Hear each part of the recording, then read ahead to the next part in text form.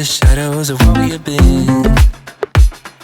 Sleeping with your back facing me.